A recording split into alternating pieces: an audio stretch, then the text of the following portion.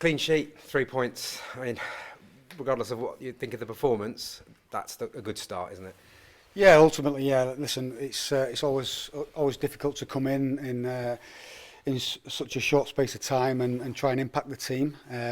So listen, to get the win is fantastic. It'll give us a chance to assess your performance, but first and foremost, I thought the guys were fantastic on the pitch. They've been fantastic since I've walked into the building. They've really been attentive to what we want to do and what we're trying to implement. Listen, we came in and there's no big changes straight away, just little tweaks here and there. We've got a short-term vision of what we want to try and do. But listen, it's great to get the victory. It's great to give that to the fans as well, because they were superb today, particularly towards the end of the game where they got really behind the team, and they showed their appreciation as well, which was great. And us as a staff and players showed that back to them by giving them that applause at the end. It was quite a gritty performance. I mean, that's what you need when you're in the position you're in. It had to be, yeah, it had to be. Listen, this club's got a clear identity of what we want to do and how we want to play. And listen, we had the ball for long periods of time. Yes, we could have had them in better positions and done more with it. But listen, that's my job to come here now and improve little things and develop that side of the game. But in the short term, like I said, there's certain things what I highlighted, and that was our defending mentality. And you saw that towards the end of the game where every single player was wanting to protect the goal.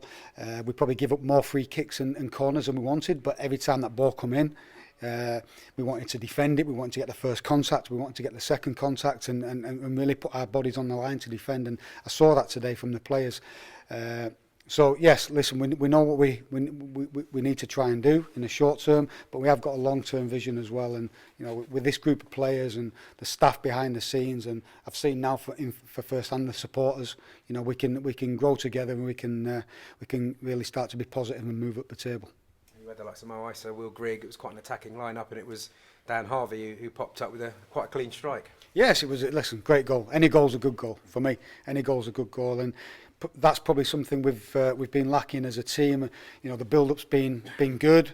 I use a lot of stats to look at things, and that side of the team has been okay. It's probably that final third and creating shots and creating chances for ourselves. Coming off the back of a fantastic season last year where you created loads of chances, that's probably where the team has fallen down, and it's my job now, and it's us as a group of staff to try and improve that and move us forward as a team. You've got this little cluster of games today, obviously, and then you've got the two away matches. Is the kind of feeling just, it's difficult to get your feet under the table and get on the training pitch, obviously, because you're at Peterborough, then Plymouth, but then you've got a bit of time to get these 3 games, as many points as you can, obviously, and then you've got a bit of time on the training pitch. Yeah. Ultimately, that's what we want to try and do. We want to navigate this festive period here with the amount of games in, and we want to navigate that as positively as we can. We know there's only so much work we can do on the training ground. We'll probably utilise a bit of analysis work with the boys to keep them off their feet and get a little bit more understanding. But yeah, it's about creating that positivity. That's what I'm all about, is being positive, and I've not sensed anything but positivity from all aspects of the club. And I've seen today that the fans were really, really positive to get behind the team. So listen, we've got to do that in the short term under this cluster of games. But then after that, we can come through it, and then we can start to get some real work on the training ground when that period comes. Do you go and analyse that? Do you have a drink? What kind of, have you got a post-match ritual yet? Not as a head coach, because at first team level, because this is my first one, so it's memorable for me. I've just said to the players in there, I said, you've got to enjoy victories. You've got to enjoy victories, and you've got to enjoy them for a moment and recognise how you've worked together. So you've got to do that, but ultimately, and then you've got to focus on the next one what's coming, and the next one is Peterborough. So listen, enjoy the moment, but listen, have in the back of the mind that we're focused on the next one, because I know what football's like. I've been around it long enough. It'll come to bite you in the backside, if I can say that. It can come to bite you if you don't respect it. So enjoy it, but listen, we know that in the back of our minds we've got a really, really tough period coming up, and we've got to be ready for that. We need all the players. We need them all physically and mentally attuned to go and back this performance up. Thank you very much. You said in your first couple of interviews that you've sort of been able to watch footage and glean what you can about MK Dons. How much different was it watching it for the first 45 minutes? Well, listen, I knew we'd have the ball. I knew the players were comfortable on the ball. It's my job now to make sure when we have that possession is to utilise it better. I thought there were moments in the first half where we could have come out with the ball more, and they give us opportunity to do that, but we turned it down and kind of went back around and went backwards a little bit. So my style is to dominate the ball and dominate possession, but with a purpose, and we need to recognise that, and we can teach the players how to do that more effectively, but that will take time, but with their mentality to learn, and I've been told that they've got a thirst for knowledge and to get better, and I've seen that firsthand from the training we've done and the questions they're asking, so that's really, really positive. So yeah, it showed me a little bit, and I'm sure looking back on the video we can highlight a few things what we can help the players with. It certainly felt like that was the message at half time, because they came out, it felt like with a little bit more renewed cut and thrust to them. We made a few little tweaks at half time. We wanted to get more on the ball because he was a bit isolated in the first half. Nathan got on the ball well, but we wanted Mo to replicate that, and we just adjusted his position a little bit to get in between the lines, and he took that information on and applied it, and it gave him more joy in the second half. So yeah, if we can do that, and the boys are receptive to what we say, then that's all I can ask as a head coach. You said it had been a whirlwind, the couple of days in the lead up to you joining. As the whirlwind sort of died down a little bit since you got it? No, and I don't expect it to. That's what I enjoy, really. Someone said you can relax now, and I said, does it?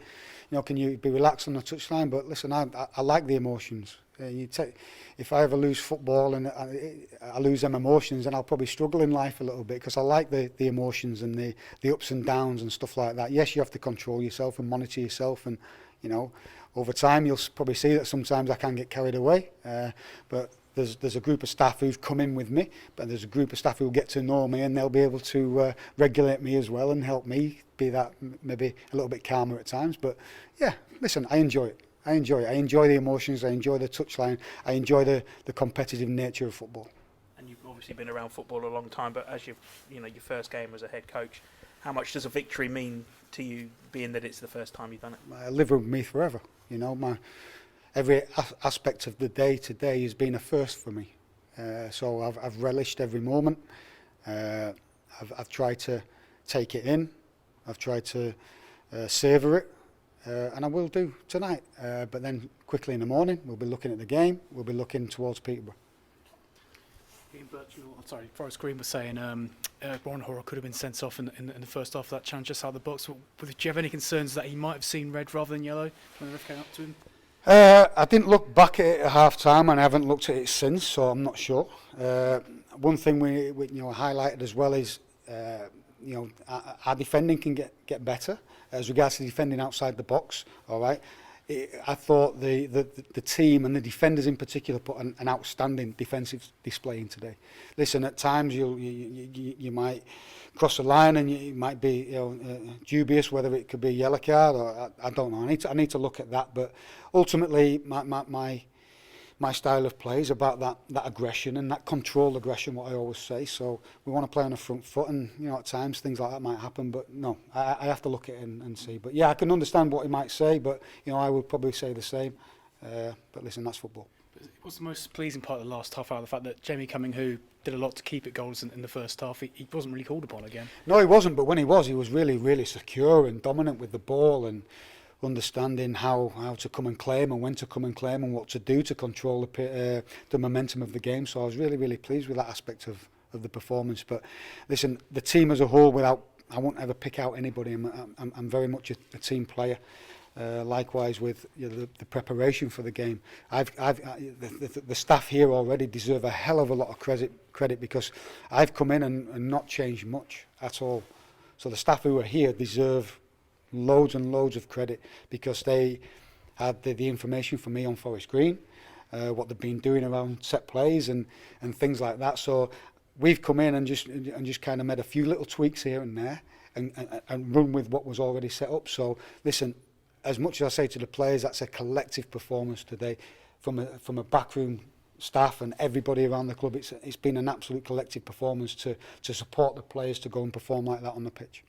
you get a message from Jesse before the game? Listen, me and Jesse have speak all the time, and yes, listen, his support for me in this short period has been fantastic, and I can't thank him enough. I think I spoke to him before we left, after he announced to the players that I was leaving. I spoke in front of the players, and I nearly lost my composure, and I quickly stopped, and then me and him held back in the analysis room up at Thorpe Arch, and I tried to say some words to him, and I nearly went again. So I said, listen, there'll be a time and a place when I can have this conversation with you, just to really show my gratitude for what he did for me in that short space of time, and how he's taught me certain things in a short space of time. And listen, he's a fantastic person, fantastic manager, and I've learnt a hell of a lot from him. And Leeds United, you know, it'll always have a place in my heart, but it felt right that this is the next step for me. And ever since I walked into the club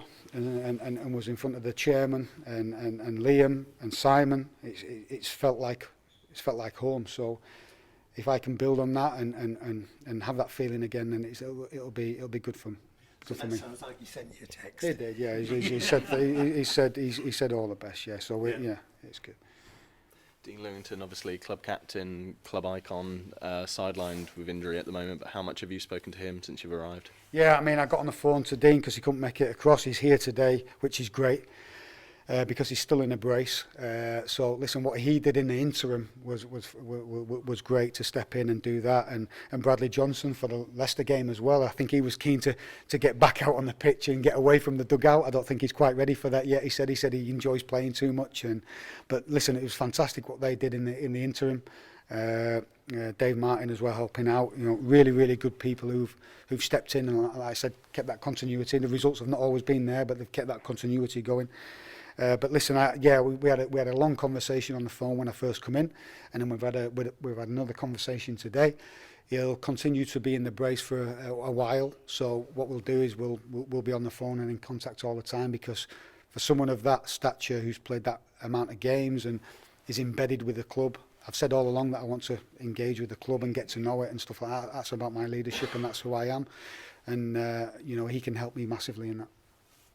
How much of a confidence boost will this be allied to the victory at Portsmouth last week in terms of getting the club closer to getting us out of the relegation zone? It'll be massive. I think the win against Portsmouth was great, and you know, they've got a clean sheet as well. So I said, listen, you need to build on that. I said to the players on yesterday, I said, you need to build on that. You've got momentum. You won the last game. Take the Leicester one out of it, which was sometimes you can say a bit of a free hit. You're never going to say that on a pitch, because you want to win every game and you want to compete. But Leicester were really strong. I watched the game. But it's clear our focus is on the league and achieving our goal of moving up the table as quickly as possible. So yes, it's going to boost the lads. But again, like I said, football can come back and bite you if you're not careful. So we need to be ready. We need to be attuned to what we want to do and prepare fully for the next one.